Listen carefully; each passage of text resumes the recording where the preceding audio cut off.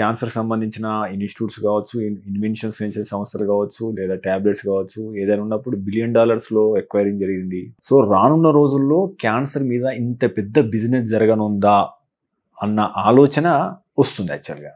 Companies లేకపోతే even pharma కంపెనీసే కానివ్వండి, radiotherapy మెషిన్సే కానివ్వండి, అంటే ఒక ట్రీట్మెంట్కి 30 లక్షలు 50 లక్షలు ఇట్లా కూడాను అయ్యే థెరపీ డ్రగ్స్ కూడా ఉన్నాయి. అలాంటివి కూడాను. సో మీరు ఎప్పుడు కూడాను ఒక ట్రీట్మెంట్ మీకు సజెస్ట్ చేసినప్పుడు దీనివల్ల మనకి ఎంత బెనిఫిట్ ఉంది, ఎంత సర్వైవల్ ఉంది, ఇది లేకపోతే ఆల్టర్నేటివ్ మెడిసిన్ ఏంటి. జెనరిక్ మెడిసిన్స్ చాలా ఉన్నాయి. ఓకే, అన్ని కూడా అంటే అది వాళ్ళకి ఏమవుతుందంటే ఈ డ్రగ్స్ అన్ని ఎక్కడో డెవలప్ అయి ఉంటాయి. ఆ ఇంపోర్ట్ ఛార్జెస్ ఇవి అన్నిటి వల్ల వాటికి ఎక్కువ కాస్ట్ అవుతుంది. సో లోకల్ డ్రగ్స్ ఇంకేమన్నా బెటర్ ఉన్నాయి. కొంత డిఫరెన్స్ ఉండొచ్చు, వాళ్ళవి ఒరిజినల్ మాలిక్యూల్ కాబట్టి కొంచెం బెటర్ ఉండొచ్చు. అఫోర్డ్ చేయగలిగితే ప్రాబ్లం లేదు. ఇప్పుడు కొంతమంది ఇన్సూరెన్సెస్ కూడా చాలా ఇప్పుడు అవేర్నెస్ బాగా పెరిగింది. హెల్త్ ఇన్సూరెన్స్ అందరికీ ఉంటుంది. సో ఇన్సూరెన్స్ ఉన్నప్పుడు మంచిగా ప్రాబ్లం లేదు, అప్పుడు ఇబ్బంది లేదు. ఆ డబ్బులు ఉన్న వాళ్ళకి ఇబ్బంది లేదు. డబ్బులు ఇబ్బంది, ఫైనాన్షియల్ స్ట్రగుల్స్ ఉన్న వాళ్ళు మీ డాక్టర్తో కూర్చోండి, మాది ఇది ఫైనాన్షియల్ స్టేటస్, ఓకే, ఈ డ్రగ్ పెడితే నాకెంత బెనిఫిట్ ఉంది,